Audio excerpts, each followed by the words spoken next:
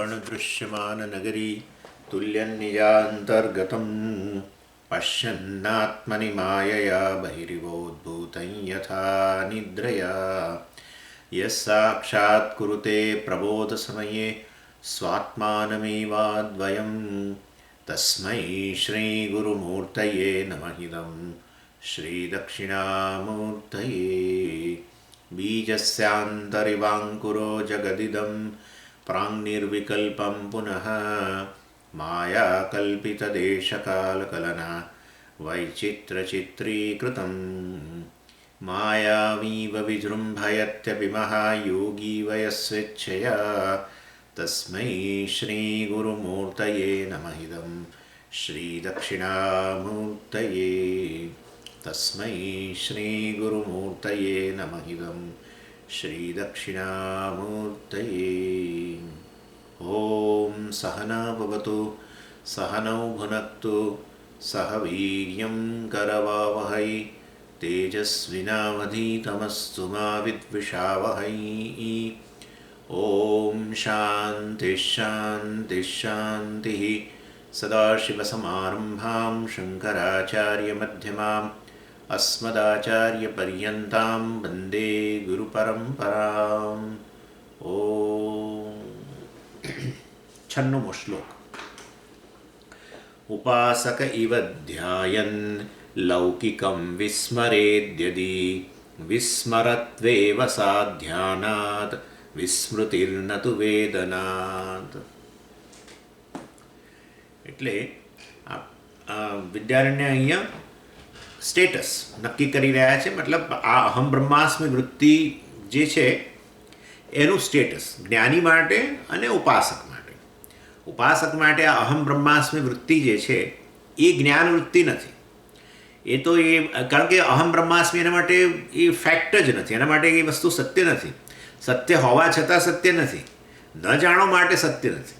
સત્ય જ છે પણ તમે જાણો તો ખરા કે ભાઈ તમારા માટે સત્ય છે. તમે ન જાણો ત્યાં સુધી તમારા માટે સત્ય નથી. That's all it is. દસમો ન જાણે કે હું દસમો છું, એ ન જાણે તો પછી એના માટે ફેક્ટ નથી. The fact is for the one who knows the fact. Simple. Fact is for the person who knows the fact. એટલે અજ્ઞાન છે ભાઈ તો જાણ કે ભાઈ તું આ ખરેખર તું આ નથી, તું આ છું. That's all it is. પણ નથી જાણતો. અને કેમ પણ એ કેમ નથી જાણતો? ફેક્ટ હોય તો જાણવું જ જોઈએ. ભાઈ આ અજ્ઞાન છે તો અજ્ઞાન હોય તેથી શું? હવે જ્ઞાન વૃત્તિ તો ઉત્પન્ન થાય જ ને આ શ્રવણ કરે તો. પણ સામે અવરોધ છે, નથી થતું જ નથી. ક્લિક નથી થતું. રાઈટ?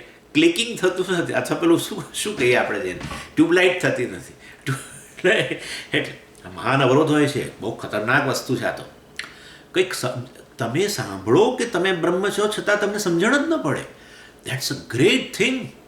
બાકી આ વસ્તુ હું તમારી સામે ધરીને કહું કે આ ક્લિપ છે, તમને ક્લિપનું જ્ઞાન થઈ જાય છે. ક્લિપ પરનું આવરણ, જેને અજ્ઞાન કહીએ છીએ આપણે, એ આવરણ દૂર થઈ ગયું હવે તમારા માટે. સિમ્પલ વસ્તુ છે ને. તમે બ્રહ્મ હો અને હું તમને કહું તમે બ્રહ્મ છો તો તમને ખ્યાલ આવી જ જવો જોઈએ. અને એકવાર ન આવે, બીજી વાર, ત્રીજી વાર, 10મી વાર તો ખ્યાલ આવી જાય. પણ ખ્યાલ આવતો જ નથી. આખું જીવન જતું રહે. આખું જીવન જતું રહે. એમ જ શ્રવણ કરતાં કરતાં જીવન જતું રહે. તોય સમજાય જ નહીં. એક જણ મને કહે છે, સ્વામીજી મને આ બ્રહ્મ શબ્દ જ નથી ખબર પડતી. હું ચોંકી ગયો કેટલા વર્ષો પછી. એટલે બતાવે છે કે આ અવરોધ છે, બહુ ખતરનાક વસ્તુ છે. અને you don't know that you have અવરોધ also. That's another height of the thing. અનુનામ માયા. અનુજ્ઞામ માયા, કે તમને ખબર જ ન પડે કે તમારામાં અવરોધ છે. આ તો આચાર્ય અહીંયા ડિસ્કસ કરે છે કે ભાઈ આ અવરોધ છે, આના માટે કંઈ બીજું કરો. ભાઈ શ્રવણ તો કરો છો પણ નથી સમજાતું તો કંઈ બીજું કરો. આને માટે ઉપાસના કરો. Please do that. એટલે ઉપાસનાથી અદૃષ્ટ ઉત્પન્ન થાય અને તમારો પ્રતિબંધ જે છે એ જ્ઞાન દૂર નહીં કરી શકે. આ પ્રતિબંધ કેમ? આ પ્રતિબંધ જ્ઞાન દૂર. તમે તો ઘડી ઘડી એવું બોલો છો પ્રતિબંધ તો જ્ઞાનથી દૂર થાય. હા, પણ આ તો પાપનો દુરિત છે. દુરિત છે ને, તો એ તો કર્મફળ છે ને. અને તો પછી એ તો ડેફિનેટલી તમારે એવા પ્રકારના કર્મો, શાંતિ કર્મ કરવા જોઈએ. પ્રાયશ્ચિત કર્મ જેને કહી શકીએ. અથવા એવું પ્રકારનું પુણ્ય ઉત્પન્ન કરો જે આ દુરિતનો ક્ષય કરે. That's all. અને માટે કર્મની આવશ્યકતા બની ગઈ. માટે ઉપાસના કરો. That's all it means. એટલે માટે અહમ બ્રહ્માસ્મિ વૃત્તિ જે છે એના માટે એ સત્ય નથી. અને માટે હું હજુ સાધક છું અને મારા જીવનમાં મોક્ષ સાધ્ય છે અને આ બધી ઉપાસના વગેરે કરવું એમાં સાધન છે. આમ સાધક સાધ્ય સાધન આ બધું એ પોતાના જીવનમાં માને છે. અત્યારે મને મોક્ષ પ્રાપ્ત થયો નથી, મોક્ષ ભવિષ્યમાં પ્રાપ્ત થશે, મારા માટે સાધ્ય છે વગેરે એ પ્રકારની એની મનની સ્થિતિ છે. જ્યારે એ વસ્તુ ખરેખર સત્ય નથી, પણ એના માટે તો આ જ સત્ય છે. અને માટે અહમ બ્રહ્માસ્મિ વૃત્તિ જે છે એની આવૃત્તિ કરે છે, જેને આપણે સંવાદી ભ્રમ કહ્યો, જો તમને યાદ હોય તો. અને એમ છે કે આ કરીશ તો મને ભવિષ્યમાં મોક્ષ પ્રાપ્ત થશે. એટલે એ દ્રષ્ટિએ એ જ્ઞાનવૃત્તિ નથી, એના માટે એ વસ્તુ હકીકત નથી. અને જો અહમ બ્રહ્માસ્મિ વૃત્તિ એ જ્ઞાનવૃત્તિ હોય તો વાસ્તવમાં પોતાની જાતને સાધક જોવાની ક્યાં જરૂર છે? હું મારી જાતને બ્રહ્મ જોઉં કે સાધક જોઉં? બેમાંથી એક જ હોય ને. હું મારી જાતને નિત્ય સિદ્ધ જોઉં અથવા સાધક જોઉં. સાધક હોઉં તો સિદ્ધ નથી, સિદ્ધ હોઉં તો સાધક નથી. એટલે હું બ્રહ્મ હોઉં, એવર એકોમ્પ્લિશ, નિત્ય સિદ્ધ હોઉં તો સાધક તરીકે ન જોતો. એટલે વાસ્તવની અંદર જ્ઞાનવૃત્તિ હોય તો પછી હું મારી જાતને આ રીતે જોઉં જ નહીં. અને મોક્ષને પણ સાધ્ય તરીકે ન જોઉં ને મને કોઈ સાધનની જ આવશ્યકતા નથી. મને એવું લાગે કે જો સાધનની આવશ્યકતા છે તો માની જ લેવું કે હું સાધક છું. સાધનની આવશ્યકતા છે તો મારા જીવનમાં કોઈક સાધ્ય પણ છે અને હું સાધક છું. બંને સાચું છે, બંને સાચું. એટલે હવે મારે કોઈ સાધનની જ આવશ્યકતા નથી. એક જ સંજોગોમાં શક્ય બને જ્યારે તમે સિદ્ધ હોવ તો. સિદ્ધ હોવ તો કોઈ સાધનની આવશ્યકતા નથી. એટલે એ દૃષ્ટિએ બંનેના ફોર્મેટ જુદા છે. જ્ઞાની અને ઉપાસક બંનેના ફોર્મેટ જુદા છે. એક સાધક સાધ્ય સાધનનો સ્વીકાર કરે છે, એક બીજા કહે છે કે હું સાધકે નથી ને મારા જીવનનું કોઈ સાધ્ય મોક્ષ સાધ્ય નથી અને મારે સાધનની આવશ્યકતા નથી, હું નિત્ય સિદ્ધ છું. આ બંને આ ઇન્ટરનલ કન્ડિશનનો ભેદ છે. એટલે બંને જણા અહમ બ્રહ્માસ્મિ વૃત્તિ જે છે એ ધરાવે છે, પરંતુ એક તો કેવળ વાસ્તવની અંદર એની આવૃત્તિ કરવા માટે એ ધારણ કરે છે મનમાં ઉપાસક, જ્યારે બીજા માટે વસ્તુ હકીકત છે. અને એ દ્રષ્ટિએ વાસ્તવમાં અને ઉપાસક હોવ તો પછી તમારે વૃત્તિને જાળવવી પડે ડેફિનેટલી, કારણ કે હકીકત નથી તમારા માટે, જ્ઞાન નથી. અને માટે તમારે વૃત્તિને જાળવવી પડે. અને વૃત્તિને જાળવવી હોય તો પછી વ્યવહાર ન કરવો શક્ય બને, કારણ કે લૌકિક વ્યવહાર કરો એટલે લૌકિક વ્યવહારને અનુરૂપ વૃત્તિ ઉત્પન્ન થાય તો જ વ્યવહાર કરી શકો. અને માટે હું તમારી સાથે અત્યારે વ્યવહાર કરતો હોઉં તો હું તમારા આકારની વૃત્તિ ઉત્પન્ન થાય, પછી મારે તમારી સાથે જે પ્રકારનો વ્યવહાર કરવો હોય, પ્રવચન વગેરે, તો એના આકારની વૃત્તિ ઉત્પન્ન થાય. જે પણ હોય વ્યવહારમાં, કર્મ હોય કે જ્ઞાનનો, બે વ્યવહાર છે, જ્ઞાન વ્યવહાર અને કર્મ વ્યવહાર. એટલે એને અનુરૂપ વૃત્તિ તો ઉત્પન્ન થાય, નહીં તો વ્યવહાર જ ન થાય. તો પછી પેલી અહમ બ્રહ્માસ્મિ વૃત્તિ ન રહે. એટલે વાસ્તવમાં ઉપાસક જ્યારે આ વૃત્તિ જાળવવાની છે, અહમ બ્રહ્માસ્મિ એ વૃત્તિની આવૃત્તિ કરવી હોય તો પછી એણે વ્યવહારમાંથી મુક્ત રહેવું જોઈએ. કોઈ પણ ઉપાસકે વાસ્તવમાં કોઈ પણ વ્યક્તિ જેણે ઉપાસના કરવી છે એણે બધો વ્યવહાર તો મહદઅંશે ત્યાગ કરવો જ જોઈએ. એટલે વાનપ્રસ્થ આશ્રમની આપણે વાત કરી. વાનપ્રસ્થ આશ્રમમાં ઉપાસનાની પ્રધાનતા છે. તો એ જ ગૃહસ્થ વ્યક્તિ જ છે, આમ તો ગૃહસ્થ જ છે, પણ છતાં એણે હવે કર્મો બધા જે છે એણે બધા કર્મો, મોટા ભાગના વૈદિક કર્મો આ તે બધું એણે હવે મહદઅંશે છોડી દીધું છે. એટલે નિત્ય નૈમિત્તિક કર્મો કેટલાક કરે એ તો કરવા જ પડે. સંન્યાસ ન લો ત્યાં સુધી કર્મ કરવા પડે. એટલે એ રીતે છોડી ન શકે, સિવાય કે વેદ તમને લાયસન્સ ના આપે કે તો છોડી દે ત્યાં સુધી. વેદ લાયસન્સ સંન્યાસી ના આપે. એનીવે, એટલે કહેવાનો આશય એ છે. એટલે પણ તું એણે કર્મની સરખામણીમાં હવે ઉપાસનાની પ્રધાનતા હોય તો એણે કર્મ જે છે એને બાજુ ઘણા બધા વ્યવહારમાંથી મુક્ત રહેવું પડે. ઇવન ગૃહસ્થ હોય, ઘરમાં રહેતો હોય, અને જો એણે હવે ઉપાસના કરવી હોય તો એણે પોતાની જાતને કન્ફાઇન કરી દેવી પડે. બીજા બધા વ્યવહાર બધાને દીકરો દીકરી હોય એને સોંપી દેવા પડે, ભાઈ હવે તમે બધું સંભાળો. અને મહદઅંશે દિવસ દરમિયાન આ જે પણ વૃત્તિ ઈશ્વરની ઉપાસના કરતા હો, તો એ સગુણ બ્રહ્મની કે નિર્ગુણ બ્રહ્મની ઉપાસના અહીંયા આપણે વિચારી રહ્યા છીએ, તો અહમ બ્રહ્માસ્મિ વગેરે. એટલે એ વૃત્તિને જાળવવી તો પડે. માટે આજની ચર્ચા આ જ છે કે લૌકિક વ્યવહારનો એ વિરોધ છે ત્યાં ઉપાસના માટે. એટલે હી રિડ્યુસીસ વ્યવહાર, એ જેટલો બને એટલો વ્યવહાર ઓછો કરી દે, કારણ કે બંને વસ્તુ એકબીજાની વિરુદ્ધ છે. જ્યારે જ્ઞાનીના કિસ્સામાં એવું છે નહીં, કારણ કે અહમ બ્રહ્માસ્મિ વૃત્તિ જે છે એકવાર ઉત્પન્ન થઈ નહીં તો હકીકત છે, પછી એ વૃત્તિને જાળવવાની જરૂર નહીં. આપણે યાદ તમને હોય તો કહ્યું હતું કે ભાઈ આ ક્લિપ છે, હવે એકવાર આ વૃત્તિ ઉત્પન્ન થઈ એણે ક્લિપ પરનું આવરણ દૂર કરી દીધું, અજ્ઞાન દૂર થયું ક્લિપનું. અને તો પછી હવે હવે આખો દિવસ તમારે આ ક્લિપ છે કર્યા ન કરવું પડે. તમારા માટે હંમેશ માટે એ જ્ઞાન વૃત્તિ જન્મી ગઈ છે અને માટે હવે જ્ઞાન જન્મી ગયું છે. પછી જ્ઞાનને જાળવવાનું કદી ન બને જ્ઞાન વૃત્તિના રૂપમાં. નહીં તો આખો દિવસ તમારે આ જ કર્યા કરવું પડે. સ્વામીજી હું ક્લાસ નહીં ભરું કારણ કે મારે હું એ તમારો ક્લાસ ભરીશ તો પછી આ ક્લિપ છે હું ભૂલીશ. આવું ના હોય. એટલે જ્ઞાન જે છે એ એકવાર જ્ઞાન વૃત્તિના રૂપમાં જન્મે પછી વૃત્તિ તો જવાની છે, ક્ષણિક છે, પણ જ્ઞાન હંમેશ માટે. આ બહુ મોટો ભેદ છે. જ્યારે ઉપાસનામાં તો પેલી વ્યક્તિને જ્ઞાન નથી હું બ્રહ્મ છું એવું, અને માટે એણે તો જાળવવી જ પડે અને માટે એણે વ્યવહાર બધો છોડી દેવો પડે. જ્યારે જ્ઞાની એ પછી આવી વૃત્તિ જાળવી રાખવાની જરૂર ન હોવાને કારણે એ ગમે એટલું વ્યવહાર કરે પછી બીજો, પણ એકવાર એને જ્ઞાન જન્મી ગયું હું બ્રહ્મ છું તો પછી એ ભૂલાઈ જવાનો કેવો પ્રશ્ન નથી. અને એની દ્રષ્ટિએ લૌકિક વ્યવહાર જ્ઞાની માટે અવરોધરૂપ નથી, ઉપાસક માટે ખરો. એટલે અને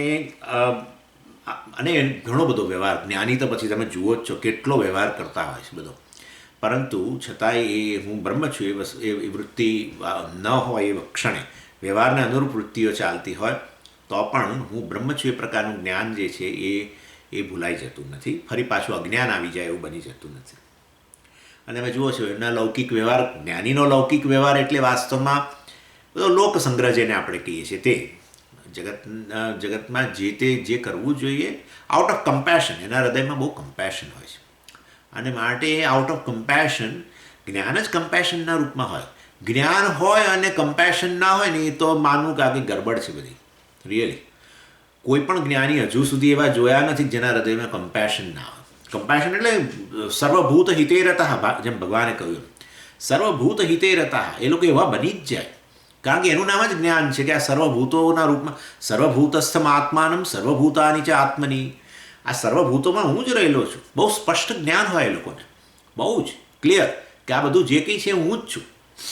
અને માટે એના માટે એવો ભેદ જ નથી કે આ મારું ને પેલું ને વગેરે, હું અને મારું ને વગેરે એ કશું રહેતું જ નથી. અહંકાર મમકાર તો અજ્ઞાનની ઉપજ છે.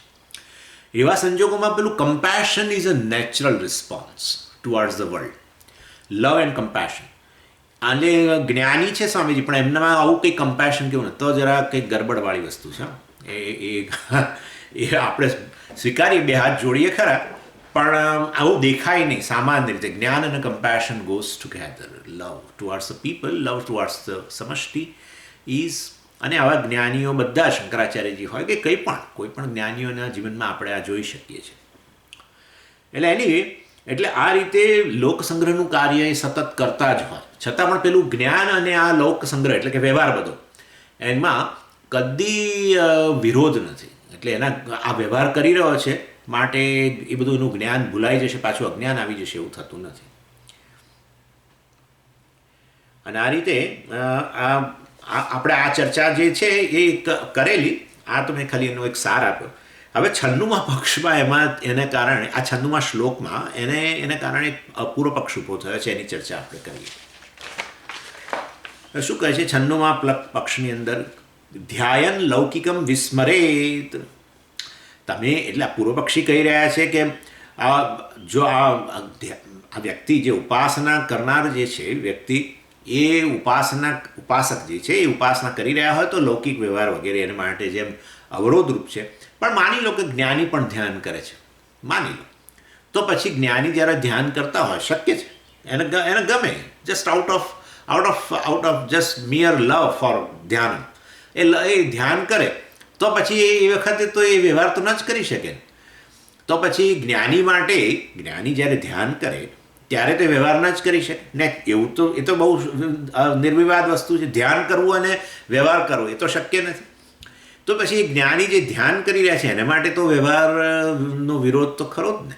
આમ તમે કહો છો જ્ઞાનીને ધ્યાનને ને વ્યવહારને વિરોધ નથી, પણ જ્ઞાની જ્યારે ધ્યાન કરતા હોય ત્યારે તો એ એના જ્ઞાનને અને વ્યવહારને વિરોધ ખરો કે નહીં? એટલે તમે કેવી રીતે આવું કહી શકો કે આ જ્ઞાન અને વ્યવહારનો વિરોધ જ નથી જ્ઞાની માટે? એવું તમે ન કહી શકો. એટલે એનો ઉત્તર અહીંયા 96મા શ્લોકમાં અપાઈ રહ્યો છે. ધ્યાન કરી રહેલા કોણ? જ્ઞાની. લૌકિકમ વિસ્મરેત.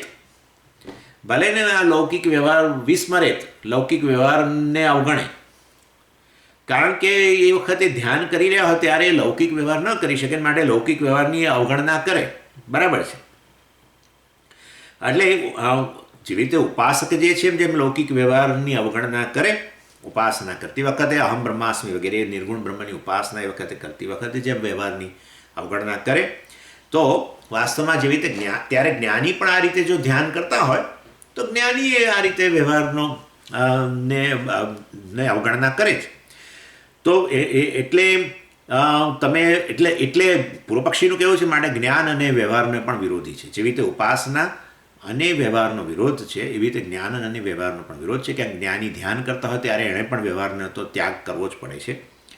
એટલે આ પૂર્વ પક્ષ છે. સિદ્ધાંતિ કહે છે કે યદિ જો તમે આવું કહેતા હો કે આ જ્ઞાની પણ આ રીતે લૌકિક વ્યવહારની અવગણના કરે છે અથવા એનો વિરોધ છે ધ્યાન કરતી વખતે, તો અમારે કહેવું છે યદિ જો તમે આવું કહેતા હો તો સહ વિસ્મરતું એવા, ભલે જ્ઞાનીએ ભલે વિસ્મરતું, ભલે લૌકિક વ્યવહારની અવગણના કરે, let him not vote in election. દાખલા તરીકે ઇલેક્શનનો દિવસ હોય, એક્ઝામ્પલ આપું છું, ઇલેક્શનનો દિવસ હોય અને હવે સ્વામીજી આજે તો રજા રાખો કારણ કે અમારે વોટ આપવા જવું છે. આ તો બને છે અમદાવાદમાં અમારે આપણે, એટલે આજે રજા રાખો હવે કારણ કે અમારે પછી બહુ લાઈન હોય ને ત્યાં વોટ તો આપવો જોઈએ કે નહીં સ્વામીજી, સાચું કહો સિટીઝન તરીકે. ના ભાઈ તમારે જવું જોઈએ, તમે ક્લાસમાં રજા રાખો. અને સારું ક્લાસમાં રજા. એટલે હવે આ મહારાજ નવરા પડ્યા, એમને હજુ કોઈ ક્લાસ નથી, તો પછી હવે શું કરશે શું? એટલે વાસ્તવમાં એ ભલે વોટ આપવા ન જાય, એ તો સિટીઝન ભલે આમ કહીએ સિટીઝન, એ તો કોઈ સિટીઝન નથી. એ વોટ ના આપવા જાય તેથી કશું ફેર પડતો નથી ને કરે ના જાય છે. મોટાભાગના આપણા સ્વામીઓ બધા બિચારા પણ ન જાય તેથી કોઈ ફેર નથી પડતો. એટલે વાસ્તવની અંદર આ પ્રકારે આ લૌકિક વ્યવહાર, આ વોટ આપવા જવું વગેરે બધું એની અવગણના કરે અને આ ધ્યાનમાં બેસે. દાખલા તરીકે તો ધ્યાન કરે તો પછી વોટ આપવા ન જવાય, એ તો બને જ ને, તો વસ્તુ હકીકત જ છે ને. એટલે જ્ઞાની છે પણ આજે ફ્રી છે ને ધ્યાન કરી રહ્યા છે, બસ પ્રેમથી હું કોણ છું એ યાદ કરે છે, હું કોણ છું. કારણ કે બધી વસ્તુઓ છે ને આત્મા સંબંધી બધી વસ્તુ એટલી બધી સરસ છે એટલે આપણને બહુ ગમે. નિત્ય શુદ્ધ બુદ્ધ મુક્ત સ્વભાવ અને આમ અસંગ ને આમ ને તેમ ને બ્રહ્મ છું સર્વવ્યાપી છું ને આ, એટલે ગમે. બેઠા બેઠા આમ ધ્યાન કરે છે તો પેલો વ્યવહાર ન થઈ શકે, વોટ આપવા ન જઈ શકાય. એટલે જ્ઞાની માટે પણ એ વ્યવહારનો વિરોધ થયો કે ન થયો મને કહો. એટલે તો વિદ્યાર્થીને કહે છે ભલે થયો, સહ વિસ્મરતું એવા જવા દો, ભલે ને વોટ ના આપે તેથી શું ફેર પડે છે. એટલે ધ્યાનાત કોઝ બાય મેડિટેશન એમ. એટલે વાસ્તવની અંદર સહ વિસ્મૃતિ ધ્યાનાત ભવતી, પરંતુ આ વિસ્મૃતિ લૌકિક વ્યવહારની અવગણના ધ્યાનને કારણે છે કે જ્ઞાનને કારણે છે એ મને કહો. આપણે એને પ્રશ્ન કરીએ છીએ. તમે કહો છો કે આ જ્ઞાની માટે પણ વ્યવહાર શક્ય ન બન્યો, જવાનું વોટ આપવા જવાનું, કારણ કે ધ્યાન કરે છે, એગ્રીડ.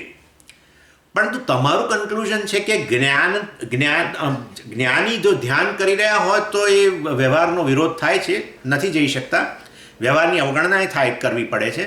બરાબર છે. પણ એ જ્ઞાનને ને વ્યવહારને વિરોધ છે કે ધ્યાનને ને વ્યવહારને વિરોધ છે એમને કહો. ના, ધ્યાનને ને વ્યવહાર, દેટ્સ ઓલ. ધ્યાનને ને વ્યવહારને વિરોધ છે. જ્ઞાનને ને વ્યવહારને વિરોધ ક્યાં છે? એના જ્ઞાનને ને પણ સ્વામીજી આ નથી સમજાતું. કંઈ વાંધો નહીં, બધા કરોડો ઉદાહરણો છે આપણી પાસે, આપણા પોકેટમાં પડેલા જ છે. એટલે દાખલા તરીકે વ્યક્તિ વિજ્ઞાન ભણ્યો અને એને ખબર પડી કે સૂર્યોદય નામની વસ્તુ જ નથી, અને તોય રોજ જે સવારે બ્રહ્મચારી છે, રોજ જે સવારે 6 વાગે ઉઠીને સ્નાન કરીને આ સંધ્યાવંદન કરે છે. બરાબર, આ ધાર્મિક વ્યવહાર થયો, પ્રવૃત્તિ થઈ, ધાર્મિક પ્રવૃત્તિ વ્યવહાર થયો કે નહીં?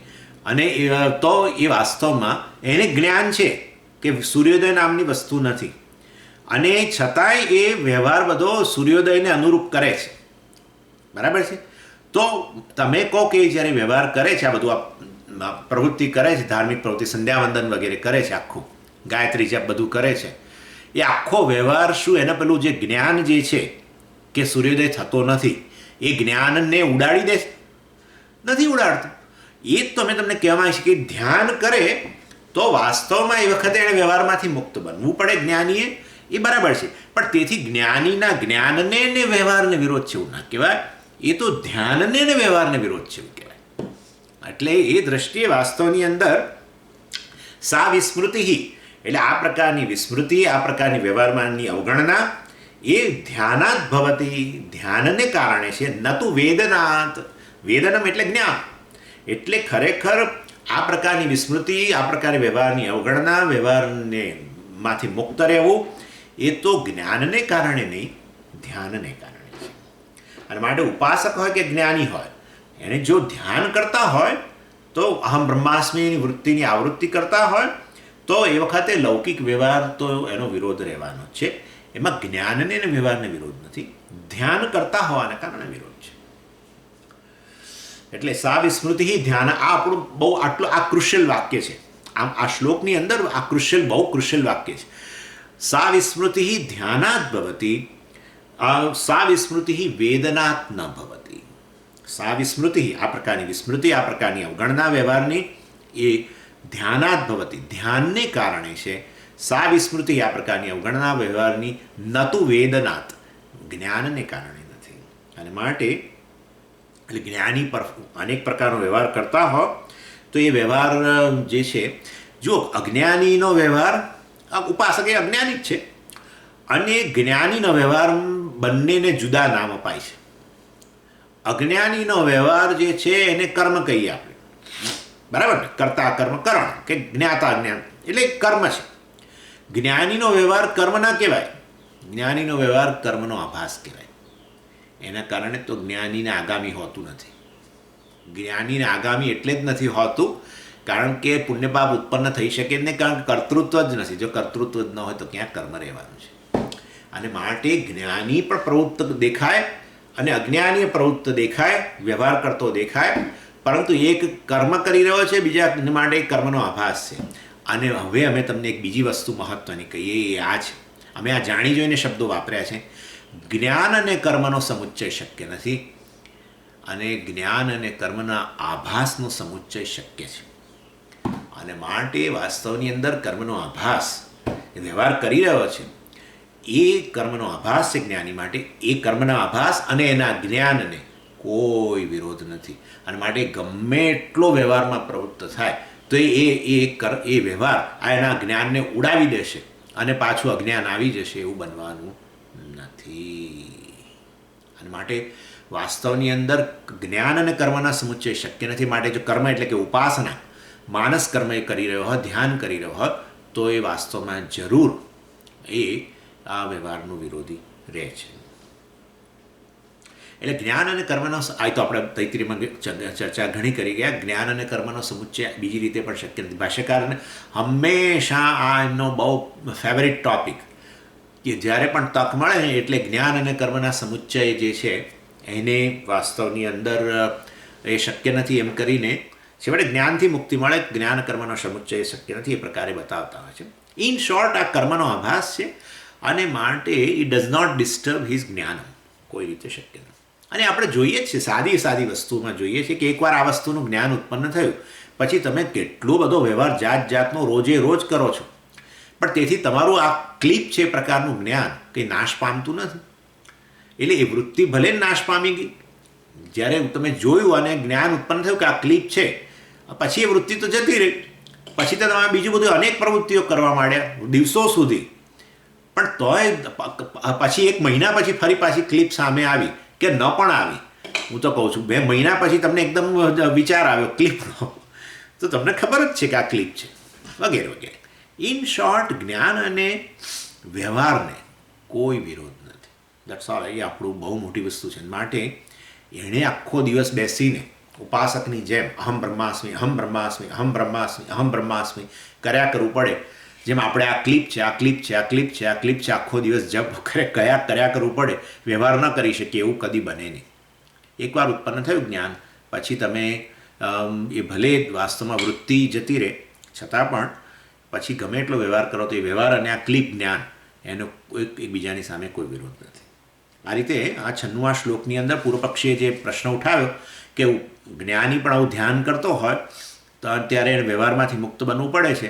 માટે એ વ્યવહાર અને એના જ્ઞાનને એકબીજાનો વિરોધ છે. ઉપાસકની જેમ જ એ વસ્તુ શક્ય નથી. એનું જ્ઞાન અકબંધ જ છે. એ ધ્યાન કરે કે ન કરે, એને પ્રેમ હોવથી એને ધ્યાન કરવું તો ધ્યાન કરે, ન કરવું તો ન કરે, વ્યવહાર કરવો તો વ્યવહાર કરે, વ્યવહારમાંથી મુક્ત રહેવું તો વ્યવહારથી મુક્ત રહે. ગમે તે કરે, એના માટે કોઈ એ પ્રકારનું બંધન છે જ નહીં. એના જ્ઞાન સામે કોઈ ખતરો જ નથી. ચાલો 97મો શ્લોક. ધ્યાનમ ત્વૈચ્છિકમેતસ્ય વેદનાન્મુક્તિસિદ્ધિતઃ જ્ઞાનાદેવ તુ કૈવલ્યમ ઇતિ શાસ્ત્રેષુ ડિંડિમઃ. વિદ્યાર્થીને કહે છે કે ધારો કે આ ઉપાસક જે છે એ ધ્યાન કરી રહ્યો છે, જેને સંવાદી ભ્રમ આપણે આવૃત્તિ કરી રહેલો છે, અને બીજા ધ્યાન કરી રહ્યો જ્ઞાની છે.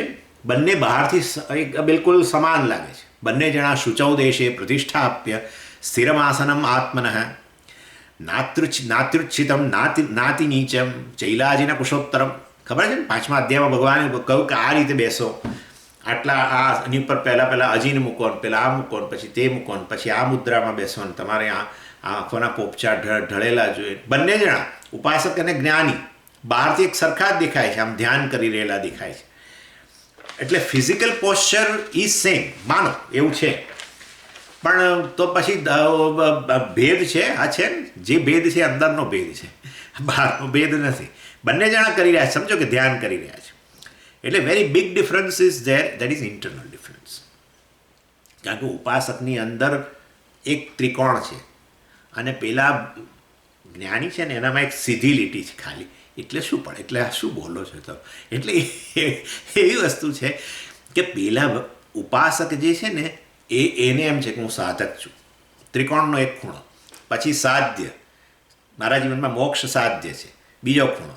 અને એ સાધ્યની પ્રાપ્તિ માટે હું સાધકે સાધનનું અનુષ્ઠાન કરવાનું છે, આ ત્રીજો ખૂણો. સાધક, સાધ્ય, સાધન, એ ત્રિકોણ એના મનની અંદર બેઠેલો છે. ઓકે, પેલે જ્ઞાનીની સીધી લીટી કઈ એટલે શું?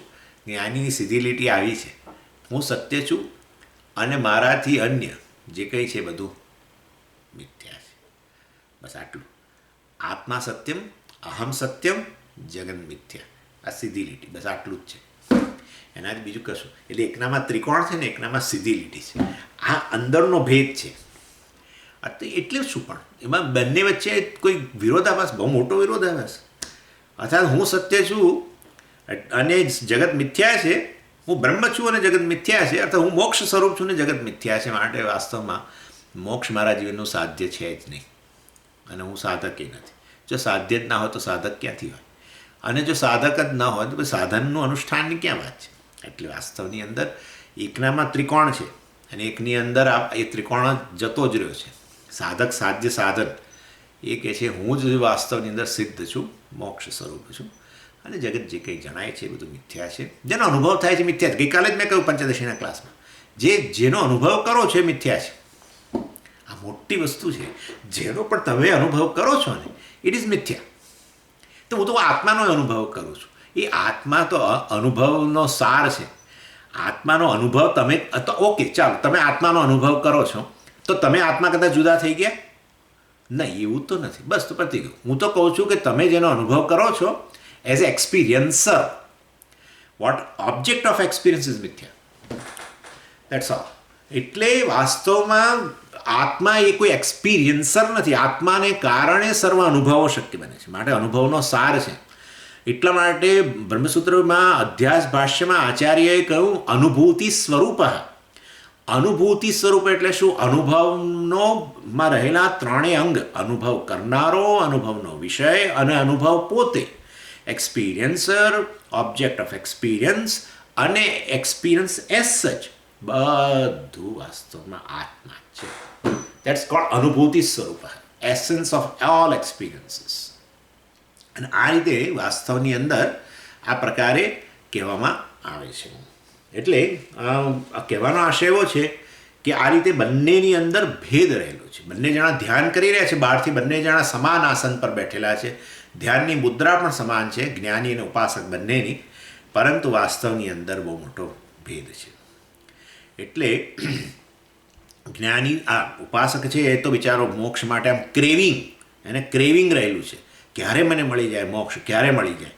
અને માટે કોઈકે કહ્યું કે આ કરો, તમે ઉપાસના કરો તો છેવટે બધો અવરોધ દૂર થશે અને મોક્ષ પ્રાપ્ત થશે. તો હી સસ્ટેનિંગ ઉપાસના કરવા માટે તત્પર છે. અહમ બ્રહ્માસ્મિ વૃત્તિને જાળવવાનો ખૂબ પ્રયત્ન કરે છે. અને એવું પણ દિવસમાં એકવાર કરતો હોય ને બદલે એમ થાય કે હવે મને સમય મળ્યો છે, લાવો 2 વાર બેસું, અને એમ કરીને અર્થાત હી વોન્ટ્સ ટુ ઇન્ટેન્સિફાય હિઝ સાધનમ અનુષ્ઠાનમ. જ્યારે એટલે આ ઉપાસકની સ્થિતિ. જ્યારે જ્ઞાનીને માટે તો એ તો એન્જોય કરે છે, બસ હવે અત્યારે કશું છે નહીં, ચાલો બેસીને જરા આમ આંખો બંધ કરીને ધ્યાન કરે છે, અને પાછી બધું નિયમ અનુસાર બેસે છે. પણ હી એન્જોયસ ફેક્ટ દેટ આઈ એમ નિત્ય મુક્ત બ્રહ્મન. એટલે એ વસ્તુ બહુ મોટો ડિફરન્સ છે.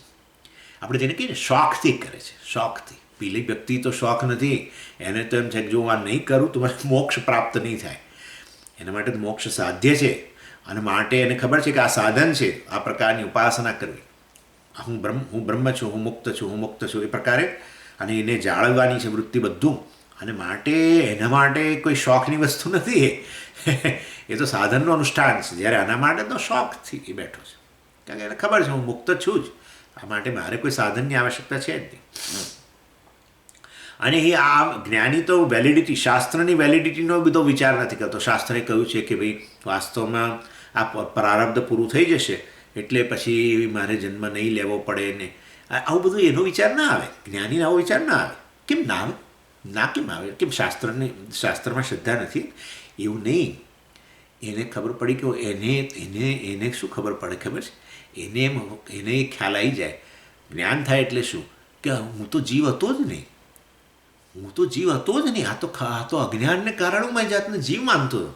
અને માટે હવે મારું પ્રારબ્ધ પૂરું થશે ત્યાર પછી તો મારે જન્મ નથી લેવાનો. આ બધું બ્રહ્મના વિચારે, આ બધું જીવ વિચારે.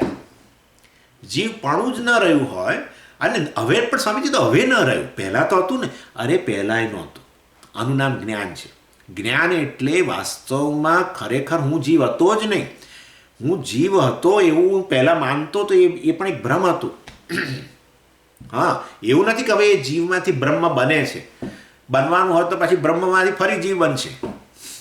જે વસ્તુ બનતી હોય ને એ કાળને અંતર્ગત હોય, એ વસ્તુ અનિત્ય હોય. અને માટે વાસ્તવની અંદર એ વસ્તુ શક્ય નથી. અને માટે અને એ દ્રષ્ટિએ અને બીજી એક વસ્તુ પણ છે કે વાસ્તવમાં એને છે ને એને મન આખું એના માટે મિથ્યા બની ચૂકેલું વસ્તુ છે. એક એપેરન્ટ વસ્તુ છે મન પણ, મનની વૃત્તિઓ પણ.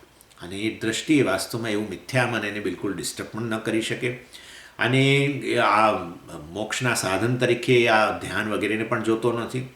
અરે સાધન, એને ઉપાસનારૂપી સાધનની આવશ્યકતા જ નથી, પણ એ શોખથી બેઠો છે. અને આ બધો ડિફરન્સ ઉપાસક અને જ્ઞાનીનો ઇન્ટરનલ ડિફરન્સ છે. એતસ્ય એટલે એ કહે છે આ શ્લોકમાં, એતસ્ય આ જ્ઞાની માટે એ એટલે આ છે ને ઘણા લોકો પૂછતા હોય છે. દાખલા એક કલ્પના કરો, પૂજ્ય સ્વામીજીને કોઈ પૂછે કે હવે આ બધો સ્નોફોલ થાય છે ને હવે આજ તો ક્લાસ નથી લેવાના, તો તમે આખો દિવસ આજે શું કરશો? રિયલી પૂછે જ લોકો, તમે શું કરશો? સ્વામીજી તમે આ દાખલા તરીકે આ ક્લાસ તમારે 3 ક્લાસને બદલે 1 ક્લાસ હોય તો તમે પછી તમે શું કરો છો આખો દિવસ? એ પૂછે લોકો બિચારા. They have the curiosity. એટલે એમને પણ એવું છે કદાચ આ ધ્યાનમાં બેસતા હશે, અને ધ્યાનમાં બેસે તો હવે આજે 3ને બદલે 1 ક્લાસ હોય તો કદાચ વધારે થોડો સમય બેસે. 3 ક્લાસ હોય તો એ 10-15 મિનિટ માટે બેસે, અને આજે 1 જ ક્લાસ હોય તો બહુ સમય હોય તો એ 2 કલાક બેસે. પણ તમે વેકેશનમાં જાઓ ત્યારે પછી શું આખો દિવસ તમે શું કરો? તમે વધારે ધ્યાન કરો. કોઈ પણ જ્ઞાની વ્યક્તિ છે ને સ્માઇલ જ આપે. આનો ઉત્તર રૂપે શું આપે ખબર છે? એનો આન્સર શું આપે? સ્માઇલ. કેમ? આ તો અમારી મશ્કરી છે. અમે પૂછીએ આટલું સિન્સિયરલી, તમે આવી રીતે સ્માઇલ આપો? આવું તો ચાલતું છે. એના માટે કોઈ સાધન જ નથી. That's all. તમે આ બધું કહી રહ્યા છો કે એટલે એમ કે જાણે એ જ્ઞાની હવે જાણે હજુ સાધનનું અનુષ્ઠાન કરી રહ્યો છે, એની આવશ્યકતા છે. એના માટે સાધન જ નથી. મોક્ષ સિદ્ધ વસ્તુ હોય કે સાધ્ય ન હોય તો પછી સાધનના અનુષ્ઠાનની ક્યાં વાત આવે છે? પોતાને સાધક માનો તો સાધનના અનુષ્ઠાનની જરૂર છે, એટલે ઇટ્સ એન્ટાયરલી ડિફરન્ટ થિંગ. પણ આ બધું બોલે નહીં, એ સ્માઇલ આપે ખાલી. Anyway, this is just by the way. ધ્યાનમ તો ઐચ્છિકમ એતસ્ય. આ જ્ઞાની માટે ધ્યાનમ ઐચ્છિકમ, ઓપ્શનલ. ઐચ્છિકમ મીન્સ ઓપ્શનલ. ધ્યાન કરવું તો એને માટે ઓપ્શનલ છે. કેમ? કેમ? વેદાંત મુક્તિ સિદ્ધિત, કારણ કે હી હેઝ ક્લેમ મુક્તિ એઝ હિમસેલ્ફ. એમ એને મુક્તિ પ્રાપ્ત કરવાની નથી, એને તો મુક્તિ પ્રાપ્ત કરેલી વસ્તુ છે. મુક્ત છું હતો જ એ વણે જાણ્યું છે. અને કેવી રીતે જાણ્યું? મહાવાક્ય વિચારથી. મહાવાક્યના વિચાર કરીને શ્રવણ. મહાવાક્યનો વિચાર એટલે શ્રવણ. આ શ્રવણની સીધી વ્યાખ્યા. મહાવાક્યનો આચાર્ય શાસ્ત્રની મદદથી વિચાર કરવો, હું કેવી રીતે બ્રહ્મ છું એ વસ્તુનો વિચાર કરવો, એનું નામ શ્રવણ છે. એ જ તો શાસ્ત્રનું તાત્પર્ય છે. શાસ્ત્રનું તાત્પર્ય જાણવું, શાસ્ત્રનું તો તાત્પર્ય જીવ બ્રહ્મ ઐક્ય છે એ જાણવું, એનું નામ શ્રવણ. એનીવે, એટલે આ રીતે આ મહાવાક્યના વિચાર દ્વારા એ વસ્તુ, એટલે વેદનાથ મુક્તિ સિદ્ધિત. આ વાસ્તવમાં વેદનાથ એટલે જ્ઞાનને કારણે મુક્તિ એને સિદ્ધ જ છે, ક્લેમ કરેલી છે. અને માટે એ દ્રષ્ટિએ, અને એ કયા જ્ઞાન શેમાંથી ઉત્પન્ન થયું? આ મહાવાક્ય વિચારમાંથી. અને એને માટે આ શોખ છે ખાલી. અને અર્થાત મોક્ષ જે છે એ પોતાનું સ્વરૂપ છે, એને ખબર હતી. સ્વરૂપ છે ને એનો ક્યારેય ત્યાગ ન થાય. એટલે સ્વરૂપની વ્યાખ્યા જે છે કે which cannot B lost is called સ્વરૂપ, નેચર. અને માટે જેવી રીતે અગ્નિ વગેરે છે એના સ્વરૂપનો, ઉષ્ણતાનો જેમ ત્યાગ ન કરી શકે, અને માટે જ્ઞાનથી એને સમજાયું કે મારું સ્વરૂપ જ મુક્તિ છે, મોક્ષ મારું સ્વરૂપ છે. અને માટે એ મુક્તિ હવે એણે ક્લેમ કરી. ઓલરેડી હતો જ, એટલે પરંતુ હવે એણે ક્લેમ કરી. He has already claimed moksha as a fact, as his own nature. એટલે મુક્તિ સિદ્ધિતઃ પંચમી અર્થે વાપરેલું છે, હેતુ બતાવે છે.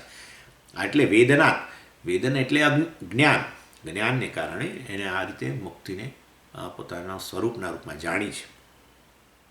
તો પછી આ ધ્યાન વગેરે હવે એને આવશ્યકતા નથી, ખાલી શોખથી કરે છે. અને અજ્ઞાનથી આવી મુક્તિ પ્રાપ્ત થઈ જાય એવું તમે ક્યાંથી લઈ આવ્યા? તમને આટલા તમારી હિંમત કેવી રીતે થઈ ગઈ કે આત્માનું સ્વરૂપ જ મોક્ષ છે ને? એવું તમે ક્યાંથી લઈ આવ્યા? અને માટે ખાલી જાણવાથી જ મુક્ત બની જઈએ, અજ્ઞાનને કારણે બંધન વગેરે એવું જ તમે. જ્ઞાનાદેવ તુ કૈવલ્યમ, વિદ્યારણ્ય કહે છે. જ્ઞાનાદેવ તુ કૈવલ્યમ ઇતિ ડેન્ડીમહ. ડેન્ડીમહ એટલે શાસ્ત્ર પ્રોક્લેમ્સ. પબ્લિક એનાઉન્સમેન્ટ કરીએ ને આપણે, જેમ પેલું માઇક્રોફોન લઈને આપણે પબ્લિક એનાઉન્સમેન્ટ કરીએ સ્પીકરો દ્વારા, એને ડિંડીમ કહેવાય. એટલે ઘોષણા. ડિંડીમા, વેદાંત ડિંડીમા છે, તમે જાણો છો. વેદાંત ડિંડીમા નામનો ગ્રંથ છે, જબરજસ્ત ગ્રંથ છે. એમાં દરેક શ્લોકમાં અંતે આવે છે ઇતિ વેદાંત ડિંડીમા, ઇતિ વેદાંત ડિંડીમા. એમ એટલે આ તો વેદાંતની ઘોષણા છે. શું ઘોષણા છે? જ્ઞાનાદેવ તુ કૈવલ્યમ. જ્ઞાનથી જ, જ્ઞાનાત એવ, કેવળ જ્ઞાનથી, બીજા કોઈ સાધનનું અંદર મિશ્રણ ના કરશો. કર્મ લઈ આવો, ઉપાસના લઈ આવો, ફલાણું લઈ આવો, ઢીકણું લઈ આવો. મોક્ષ માટે આટલું તો કરવું જ પડે. ખાલી બેઠા બેઠા ક્લાસ ભરવાથી કોઈ દિવસ મુક્ત ના થાય. આ રીતે હું ટેબલ પાસે ખુરશીમાં બેઠો રહું અને આ ભણ્યા કરું અને મુક્ત બની જાઉં, આવું તો હોતું જ. તમારે પરસેવો પાડવો પડે. એના માટે કશું કરવાની જરૂર નહીં. બસ ખાલી એક ખુરશી અને એક ટેબલ જોઈએ. ટેબલ એટલે પુસ્તક તો રાખવું પડે ને, કંઈક તો સામે રાખવું પડશે ને ભાઈ. દર્પણ વગર તમે જાતને કેવી રીતે જોશો? એટલે દર્પણ સામે રાખવું પડશે. હા, આપણે આપણી જાતને જોવા માટે દર્પણ તો જોઈશે જ. ના, મારે તો કશાની જરૂર નથી, હું તો આંખો બંધ કરીને બેસીશ તો એમ કશું નહીં થાય. જેવા છીએ ત્યાં જ રહીશું. એટલે ઇન શોર્ટ, વાસ્તવની અંદર જ્ઞાનાદેવ તુ કૈવલ્યમ. હવે આ વાક્ય જે છે ને ક્યાંય મળતું નથી, સાચું કહું.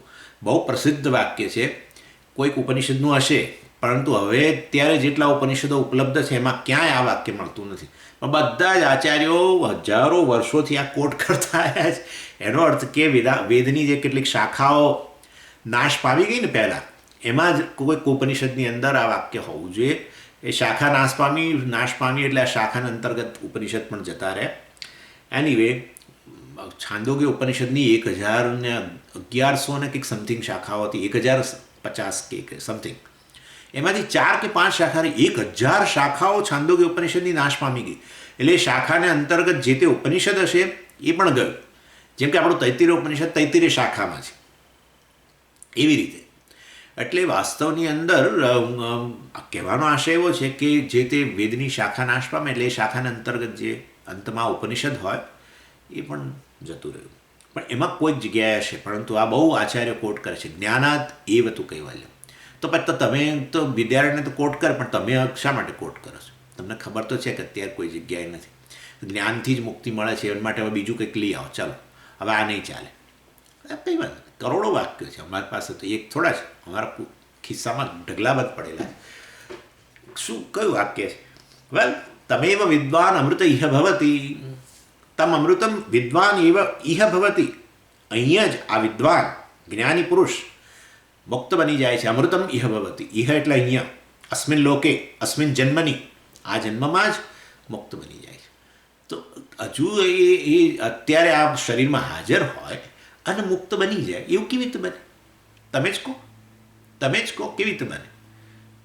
તમે કહો કેવી રીતે બને?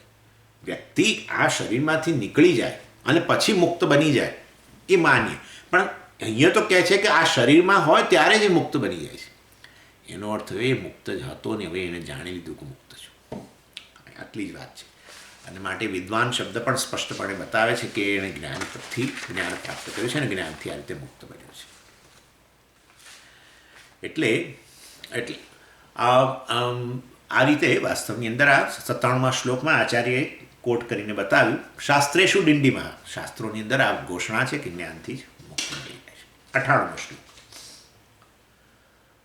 તત્વવિદ્યદિ ન ધ્યાયેત પ્રવર્તેત તદા બહિઃ પ્રવર્તતાં સુખે નાયમ કો બાધોસ્ય પ્રવર્તને. વિદ્યારણ્ય કહે છે કે આ જ્ઞાની માટે કોઈ સાધન વગેરેની આવશ્યકતા નથી, કારણ કે એણે જીવનનું જે ધ્યેય મોક્ષ વગેરે પ્રાપ્ત કરી લીધું છે. એના માટે આ ધ્યાન વગેરે ઉપાસનાની પણ આવશ્યકતા નથી. પણ એક પ્રેમને ખાતર અથવા એને ગમ્યું કે ચાલો બેસવું છે મારે, તો બેસે, ધ્યાન કરે. જેવી રીતે ભગવાને કહ્યું કે એને કદાચ પ્રવૃત્તિ કરવી હોય તો પ્રવૃત્તિ પણ કરે.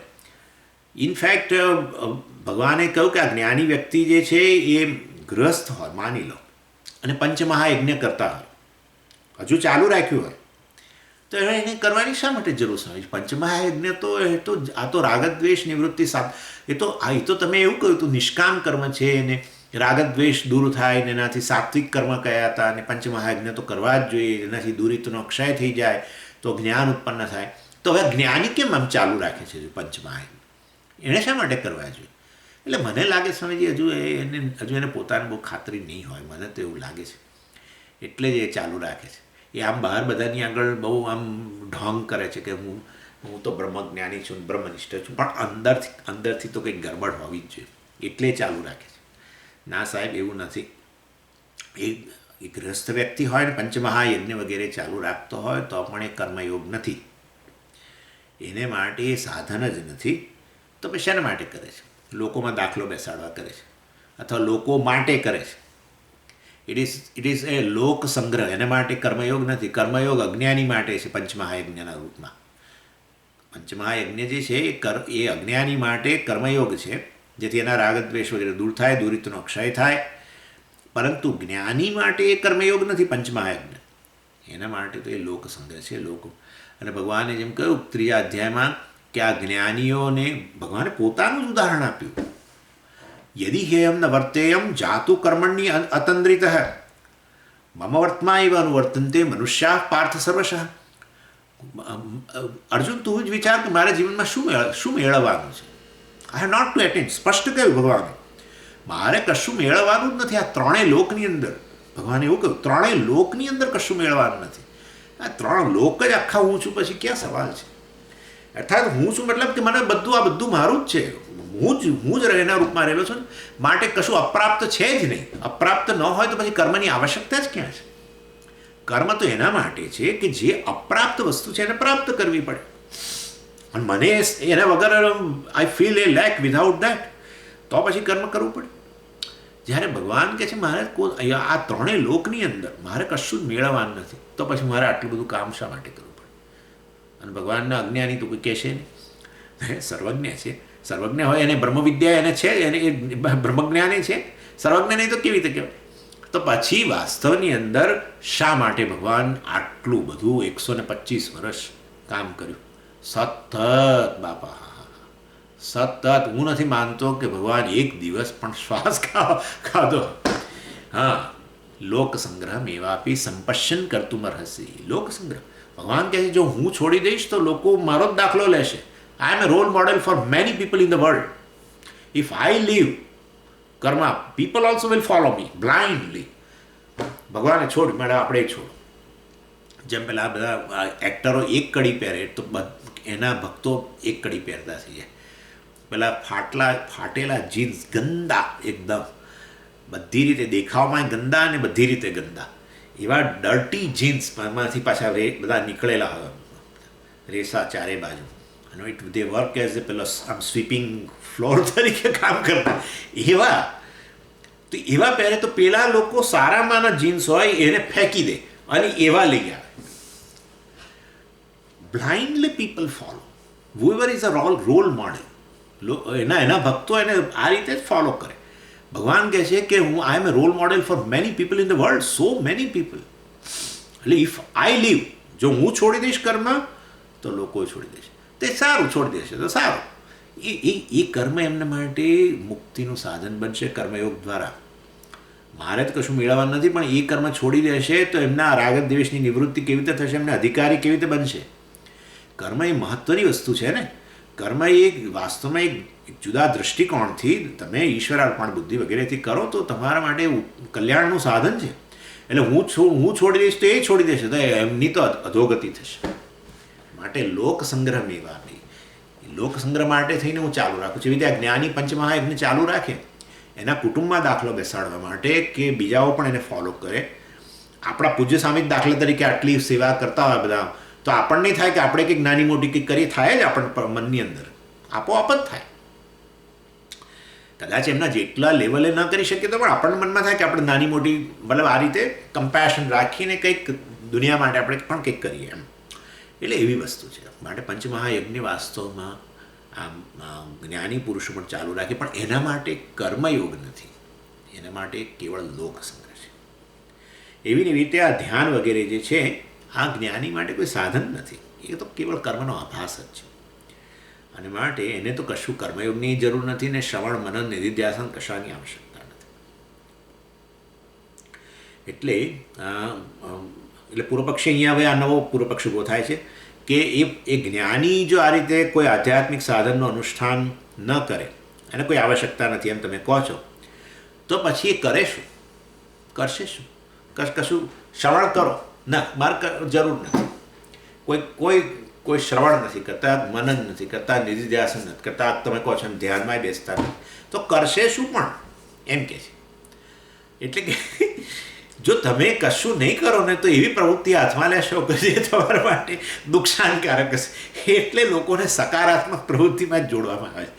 આપણે એવું માનીએ છીએ કે આપણે તો કશી જરૂર નથી, પણ લોકો કામ છોડીને બધું સારું કામ છોડીને બેસી જાય કારણ કે હવે અમારે કશી જરૂર નથી, અને પછી એવી પ્રવૃત્તિ હાથમાં લે કે જે ખરેખર નુકસાન જ કરે. એટલે વાસ્તવની અંદર લૌકિક હવે આ વ્યક્તિ જે છે કશું જ કરતો નથી, તો પછી આ લોકો એને કોઈ બીજા વ્યવહારમાં જોતરશે, અને એ લૌકિક વ્યવહારમાં જોતરશે તો પછી એના માટે જ ડેન્જરસ છે. લૌકિક વ્યવહારમાં તો પડાય જ નહીં. સ્વામીજી તમે પડતા જ નહીં, નહીં તો આ બધું તમારું બધું નકામ. એક જણ મને કહ્યું સ્વામીજી આ બધા વ્યવહારમાં પડશો જ નહીં, નહીં તો આ બધું તમે જે બધું છોડીને બેઠા છો, ફલાણું કરો છો, ઢીકણું કરો, બધું જતું રહેશે અહીંથી, આ બાષ્પીભવન થઈ એવું કહે છે. એટલે લૌકિક વ્યવહારમાં પડશે તો પછી આ બધું કશું બીજું નહીં કરે, શ્રવણ મનન નિધિધ્યાસન ધ્યાન કશું જ નહીં કરે, એને કશાની જરૂર નથી, એના માટે કોઈ સાધન નથી, કર્મયોગ નથી, આ નથી તે, તો એ પછી ગમે તે લૌકિક બધા વ્યવહારમાં પડશે. કોઈકની ખબર કાઢવા જશે, કોઈકનું આ કરશે, કોઈકનું પેલું કરશે, અને લૌકિક વ્યવહારમાં પડશે. પછી તો નકામું છે. કેમ નકામું? લૌકિક વ્યવહાર નકામો કેવી રીતે? એ લૌકિક કેમ? તમે જ્યારે જ્ઞાન પ્રાપ્ત કરવાનું તો એ પહેલાં તમે શેનું અનુષ્ઠાન કરો? હા, સાધન ચતુષ્ટય સંપત્તિ અમે અનુષ્ઠાન. તો સાધન ચતુષ્ટય સંપત્તિમાં શું હતું બોલો? ક્ષમા, દમા, ઉપરમા, તિતિક્ષા વગેરે. દમા એટલે શું? દમા એટલે શું? ઇન્દ્રિયોને જેટલી જરૂર હોય એટલી વિષયો પ્રત્યે લઈ જાઓ, પછી પાછી લાવીને મૂકી દો. પોતપોતાના ગોલકમાં એને બેસાડી અને પાછા દરવાજા બંધ કરી દો તરત. અને ક્ષમા એટલે મનનો નિગ્રહ. મન પણ આવા અનેક જગ્યાએ આમ અનેક ફેન્સીસ બધીમાં રાજતું હોય જગતના વિશ્વમાં, એમાંથી એને પાછું લાવો. એટલે આ તમારું સાધન ચતુષ્ટય સંપત્તિ જે છે એ વાસ્તવની અંદર આ વ્યવહારમાંથી મુક્તિ જ છે, લૌકિક વ્યવહારમાંથી. બીજું શું છે? વૈરાગ્યને, વિવેકને, અર્થ અને કામ વગેરેના કોઈ પુરુષાર્થોની સરખામણીમાં મોક્ષ જ પુરુષાર્થ છે એવો નિશ્ચય કર્યો, અને માટે અર્થ અને કામ બધા ડ્રોપ થઈ ગયા, પતક પતક પતક બધા નીકળી ગયા એકદમ. હવે કેવળ મોક્ષ માટે હવે કેવળ આ લઈને પુસ્તકો લઈને બેસે છે. તો લૌકિક વ્યવહારમાંથી મુક્ત થયા ત્યારે જ્ઞાન પ્રાપ્ત થયું હતું ને? હા, એ વાત સાચી. તો હવે જ્ઞાન પ્રાપ્ત થયા પછી ફરી પાછું એમાં જશો ને તો આ જે છે એ બધું જતું રહેશે. કેવું સરસ આર્ગ્યુમેન્ટ છે ને બહુ. એટલે આ રીતે યદિ તત્વવિદ ન ધ્યાયેત, વિદ્યાર્થીને કહે છે યદિ તત્વવિદ ન ધ્યાયેત, જો આ જ્ઞાની આ રીતે ધ્યાન વગેરે ચાલુ નહીં રાખે અથવા ધ્યાન નહીં કરે, તદા તો પછી બહિ પ્રવર્તેત, તો પછી આ બધા બહારની બધી એક્સટર્નલ એક્ટિવિટીમાં, બધી બહિર્મુખ પ્રવૃત્તિઓમાં પ્રવૃત્ત થશે. સ્કૂલો કોલેજો બનાવશે ને પછી અનાથ આશ્રમો બનાવશે, અને એની અંદર બધી અનેક માથાકૂટો, અને એમાંથી નવા રાગદ્વેષ, અને કોઈ કેમનું સાંભળશે નહીં ને, સરકારી તંત્ર માથું ખાશે ને, જલ્દી પરમિશનો નહીં આપે ને, પૈસા માગશે ને, તમારો પિત્તો એકદમ ઉછળશે. કારણ કે તમે ધર્મને અનુસરો છો, તમે આ ચારે તરફ આવું કંઈક બહારની પ્રવૃત્તિ હાથમાં લીધી, એની સાથે તમે જુઓ ચારે બાજુથી તમે આમ જોવા મળે કે કેવો અધર્મ પ્રસરેલો ચારે બાજુ, અને એને કારણે તમને દ્વેષ, રાગદ્વેષ ઊભા થશે. અને રાગદ્વેષ ઊભા થયા પછી તમારું જ્ઞાન ક્યાં રહ્યું? મને કહો. ચાલો, એના કરતાં ધ્યાન કરો. એ અમે તમને કહીએ છીએ, સાંભળો શાંત, તમારા હિત માટે મેં કહીએ છીએ. જ્ઞાની પુરુષ યદિ તત્વવિદ ન ધ્યાયેત તદા બહિ પ્રવર્તેત, તો બહારની પ્રવૃત્તિ, આ બધી એક્સટર્નલ એક્ટિવિટી કરશો, લૌકિક વ્યવહાર કરશો, અને એ તમારા મોક્ષની સામે ખતરો ઉત્પન્ન કરશે. વિદ્યારણ્ય કહે છે પ્રવર્તતા, પ્રવર્તતા, લેટ જ્ઞાની ગેટ ઇન્વોલ્વ ઇન ટુ વ્યવહાર. કોઈ ચિંતાનું કારણ નથી. એટલે દે આર ઓબ્સ્ટિકલ્સ ટુ જ્ઞાનમ, એ તમે જે કહો છો એ વસ્તુ વાસ્તવની અંદર ખરેખર આ બધી આ લૌકિક વ્યવહાર જ્ઞાન પહેલાં ઓબ્સ્ટેકલ છે. જ્ઞાન પૂરો થયા પછી ઓબ્સ્ટેકલ નથી. જ્ઞાન થઈ ગયા પછી ઓબ્સ્ટેકલ નથી. કેમ જ્ઞાન થઈ ગયા પછી ઓબ્સ્ટેકલ કેમ નહીં? જ્ઞાન થયા પહેલાં લૌકિક વ્યવહાર બધો સત્ય હતો એના માટે. જ્ઞાન થઈ ગયા પછી આ બધું મિથ્યા છે. મિથ્યા વસ્તુ અસર ઉત્પન્ન ન કરે. આટલું તો ખરું. મિથ્યા સર્પ અસર ઉત્પન્ન ન કરે, સત્ય સર્પ અસર ઉત્પન્ન કરે. રજ્જુ પર સર્પદળના દર્શન કરો અને વાસ્તવમાં તમને સર્પ સત્યમાં જણાતો હોય તો એ તો અસર કરે. પણ હવે ખબર પડે કે આ તો રજ્જુ જ છે ને, આ સર્પ તો ખાલી દેખાવ જ છે, મિથ્યા છે, તો હવે એ મિથ્યા સર્પ તમને અસર ઉત્પન્ન ન કરે. ભલે બહાર વ્યવહાર કરી રહ્યા છો, તમે જોઈ રહ્યા છો, બધું કરી રહ્યા છો, બીજાને બતાવો છો. હા, બીજાને બતાવો. પછી હવે તમે મજા કે કરો, જો આ સાપ, આપણા ઘરમાં સાપ આવી ગયો, જો આ આવી ગયો, અને પેલો વ્યક્તિ ડરે એટલે તમને મજા આવે છે. ઇન શોર્ટ કહેવાનો આશય સર્પ મિથ્યા છે જણાઈ ગયા પછી ગમે એટલો વ્યવહાર કરો એની સાથે અસર ન કરે. જેવી રીતે એક વ્યક્તિને રોગ થયો હોય ત્યારે એને બધા કેટલા સ્ટિપ્યુલેશન્સ હોય, કેટલા નિયમો હોય, આ ખાવાનું, આટલી દવા લેવાની, તે કરવાનું, ફલાણું નહીં કરવાનું, તે નહીં કરવાનું, એક્સરસાઇઝ કરો, જે પણ હોય. પણ રોગમાંથી મુક્ત થઈ ગયો તો નિયમોમાંથી મુક્ત બની ગયો. હા, અને માટે વાસ્તવમાં જ્ઞાની વ્યક્તિ જે છે, એટલે આ જ્ઞાની માટે સૌથી મોટી ઇમ્યુનિટી જ જ્ઞાન છે. આ જ્ઞાન જ એની ગ્રેટેસ્ટ ઇમ્યુનિટી છે. એટલે કોઈ પણ માટે સુખેન પ્રવર્તતા, સુખેન, કમ્ફર્ટેબલી એને એની અંદર પ્રવૃત્ત થવાનો વાંધો નહીં. અસ્ય પ્રવર્તને કો બાધા, અસ્ય પ્રવર્તને એટલે અસ્ય એટલે મેં વ્યવહાર અસ્ય, આ લૌકિક વ્યવહાર જે કરી રહ્યો છે એમાં પ્રવૃત્ત થાય, એમાં ક્યાં વાંધો છે? અસ્ય પ્રવર્તને સતી, એટલે જ્યારે આવું કરી રહ્યો છે ત્યારે પણ વાસ્તવમાં એને કોઈ એમાં એની સામે ખતરો નથી. આટલી વાસ્તવમાં પ્રવૃત્ત થવું ન થવું એ તો એને પોતાની મરજી પર છે, પરંતુ only one can decide about once જ્ઞાન. મને જ્ઞાન છે ને આ બધું મારા માટે મિથ્યા છે, એ તો હું જ નક્કી કરી શકું, બીજું નક્કી ન કરી શકે. અને માટે આ બધી તમે જે ચિંતા જ્ઞાની માટે બતાવો છો એ ખરેખર યોગ્ય નથી. 99 શ્લોક. અતિપ્રસંગ ઇતિ ચેત પ્રસંગમ તાવદીરય પ્રસંગો વિધિશાસ્ત્રમ ચેત ન તત્તત્વવિદમ પ્રતિ. વિદ્યારણ્ય હવે એક નવો સેન્સિટિવ ઇસ્યુમાં હાથ નાખે છે અને જ્ઞાનીના જીવન વિશે, જ્ઞાન ઇઝ વે ઓફ લાઈફ, જ્ઞાની જે રીતે જીવે છે એની અંદર એક નજર નાખે છે. આપણે કહ્યું કે જ્ઞાનીને કોઈ સાધનની આવશ્યકતા નથી, કોઈ કમ્પલસરી નથી, આ ધ્યાન, આ તે કર્મ કશું જ એના માટે જરૂરી નથી, શ્રવણ મનન વગેરે. એટલે પૂર્વ પક્ષી જે છે એક નવો પ્રશ્ન ઉઠાવે છે. એ કહે છે જો જ્ઞાનીને કોઈ સાધનની આવશ્યકતા જ ન હોય અને એ છતાંય આવી રીતે લૌકિક વ્યવહારમાં પ્રવૃત્ત પણ થઈ શકતા હોય તમે કહો છો પ્રમાણે, તો વ્યવહારની અંદર વાસ્તવમાં જરૂર વાયોલેશન, મર્યાદાનું ઉલ્લંઘન કરશે. કારણ કે એના પર કોઈ રિસ્ટ્રિક્શન જ નથી. જ્યારે તમારા પર કોઈ રિસ્ટ્રિક્શન ન હોય અને છતાંય તમે કહો કે તું તાર કર વ્યવહાર જા, તો પછી રિસ્ટ્રિક્શન વગરનો વ્યવહાર જે છે એમાં વાયોલેશન, મર્યાદાનું ઉલ્લંઘન થવાના ચાન્સીસ પૂરેપૂરા છે. એટલે પૂર્વ પક્ષી કહે છે અતિપ્રસંગ ભવતી, there can be a chance or hope for violation. અતિપ્રસંગ એટલે વાયોલેશન, મર્યાદાનું ઉલ્લંઘન, ધર્મનું ઉલ્લંઘન, પ્રોપ્રાઇટી આપણે જેને કહીએ ને. એટલે અહીંયા પ્રસંગ એટલે પ્રોપ્રાઇટી. એટલે વાસ્તવની અંદર એ જરૂર વ્યવહારની અંદર આવું ઉલ્લંઘન થવાની શક્યતા છે. કારણ કે તમે કહ્યું કે એને કોઈ સાધનની આવશ્યકતા નથી, એને કોઈ નિયમોના પાલનની આવશ્યકતા નથી વગેરે વગેરે, અને માટે અતિપ્રસંગ ભવતી, તો આવું જરૂર થવાના ચાન્સીસ છે. ઇતિ ચેત, જો તમે આવું કહેતા હો, આપણે કહીએ છીએ, જો તમે એવું કહેતા હો કે એ લૌકિક વ્યવહાર કરશે ને એના પર કોઈ રિસ્ટ્રિક્શન નહીં હોય તો પછી જરૂર એ ઉલ્લંઘન કરશે. જો એવું હે પૂર્વ પક્ષી તમે કહેતા હો તો પ્રસંગમ તાવદી રહે. પહેલાં અમને બતાવો આ પ્રોપ્રાઇટી એટલે શું, તમે એમને પહેલાં કહો. દાખલા તરીકે હું તમને કહું કે ડોન્ટ ડિલે, મોડું ના કરશો, એટલે તમે તરત કહો, પહેલાં ડિફાઇન કરો. મોડું ના કરશો એટલે કે સમય જે તમે કહો છો એ સમયને ડિફાઇન કરો પછી, બરાબર છે. મોડું ના કરવાનો સંબંધ કોની સાથે છે? સમય સાથે છે. તો પહેલાં સમયનો તમે વ્યાખ્યા કરો, મતલબ કે કહો એક્ઝેક્ટલી તમે કહેવો મોડું ના કરો એટલે શું, તમે કહેવાનો આશય તમારો શું છે કહો. એટલે તમે અહીં અમને કહો છો કે એ વ્યવહાર કરશે ને ત્યારે વાસ્તવમાં એ મર્યાદાનો ભંગ થઈ જશે એના દ્વારા વગેરે, તો તમે અમને પહેલાં મર્યાદા કઈ છે કહો, શેની મર્યાદા છે તો કહો, પ્રોપ્રાઇટી શેની છે કહો. એટલે વાસ્તવની અંદર પ્રસંગમ તાવત ઈ રહે, તાવત એટલે પહેલાં તમે અમને પહેલાં પ્રસંગમ, પ્રોપ્રાઇટી, મર્યાદા ઈ રહે કથાયા કહો, પહેલાં આટલું કહો, પછી અમે તમને કહીએ કે અતિ પ્રસંગ થાય કે ન થાય, મર્યાદાનું ઉલ્લંઘન થાય કે ન થાય. મર્યાદાના ઉલ્લંઘનની વાત આવતી હોય તો મર્યાદા શું છે પહેલાં તો જાણો, પછી વાત કરીએ ને આગળ. એટલે તમે અમને વાત કરો પહેલાં મર્યાદા એટલે શું. એટલે પૂર્વ પક્ષી કહે છે પ્રસંગ વિધિશાસ્ત્ર. પ્રસંગ જે છે પ્રોપ્રાઇટી, મર્યાદા, વિધિશાસ્ત્ર, શાસ્ત્ર, વૈદિક રૂલ, એ જ પ્રોપ્રાઇટી છે. એટલે વેદની અંદર જે પેલું વિધિ અને નિષેધ કયા છે એ જ પ્રોપ્રાઇટી છે, એ જ મર્યાદા છે.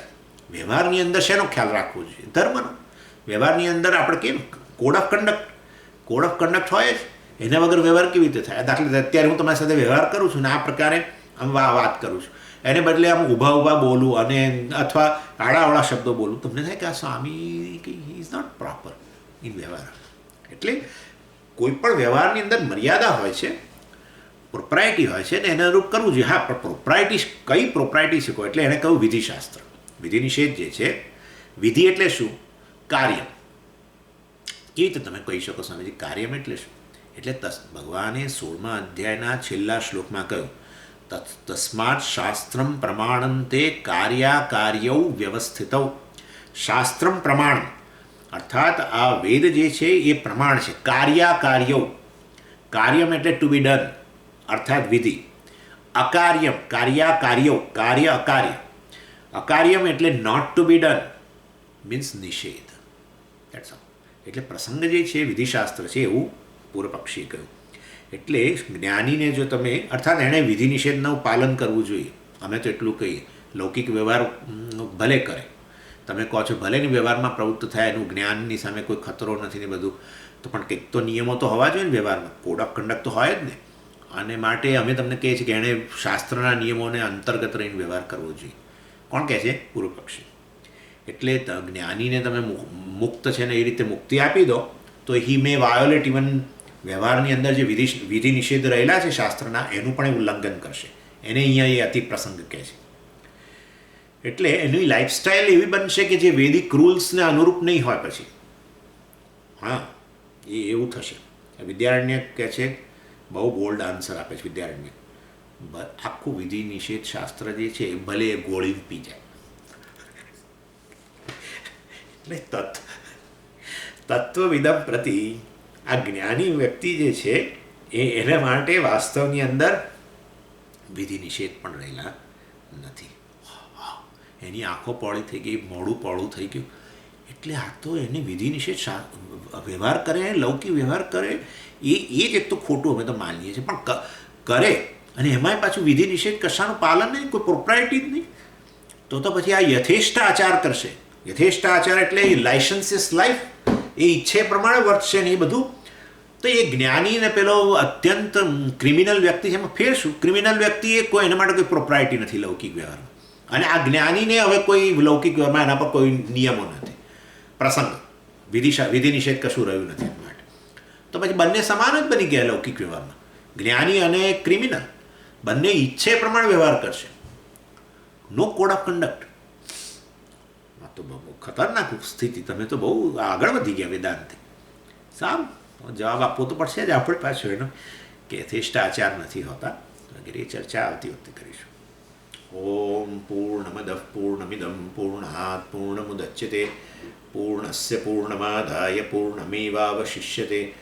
ઓમ શાંતિ શાંતિ શાંતિ. હરિ ઓમ શ્રી ગુરુભ્યો નમઃ. હરિ ઓમ.